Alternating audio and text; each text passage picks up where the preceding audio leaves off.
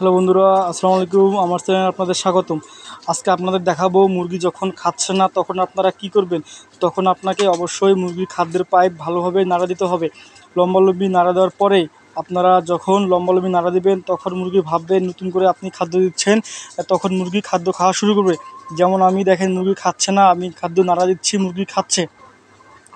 মুরগি নাড়া দিলে মুরগি ভাবে যে আপনার মুরগির পাইপে নতুন করে খাদ্য দিচ্ছেন, কারণ বড় বড় খাদ্যগুলো তখন উপরে ভেসে ওঠে, ভেসে ওঠার ফলে আপনার মুরগি সেগুলো নতুন মনে করে খেয়ে নেয়। অতএব আপনারা আপনাদের মুরগি যখন খাবে না তখন আপনারা ভালোভাবে মুরগির পাইপ নাড়া দিবেন এবং মুরগির পাইপ ভালোভাবে মেরে খাদ্যগুলো সুন্দর করে। এই দেখেন আমি একটা ডিম তুললাম। এখন ডিম তোলার পরে আমি যেটা করব সেটা হচ্ছে মুরগির পাইপের তিনটা মুরগির খাদ্য একখানে করে দেবো। একখানে করে দিলে কি হবে, একখানে করে দিলে আপনার মুরগি ভাববে যে আপনার খাদ্যগুলো নতুন করে দিচ্ছেন এবং অনেকগুলো খাদ্য একখানে জড়ো হচ্ছে। তখন মুরগি সুন্দরভাবে খাওয়া শুরু করবে। দেখেন আমি দিচ্ছি, মুরগি খাচ্ছে। আপনারা এই টেকনিকটা যারা নতুন খামারি তারা এই টেকনিকটা অবশ্যই আপনারা ব্যবহার করবেন।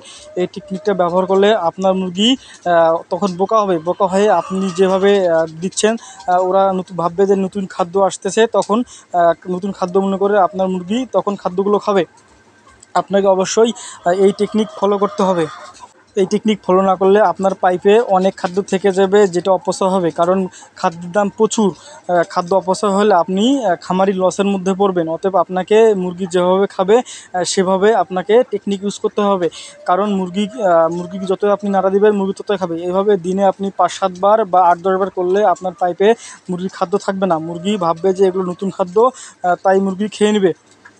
পরে আপনি দেখবেন যে কোনো মুরগি আপনার মুরগির খাঁচার নিচে কোনো মুরগি আপনার ঝুম ধরে বসে আছে নাকি, বা কোনো মুরগি ফাঁস লেগে মরে আছে নাকি, এগুলো আপনি ফলো করবেন।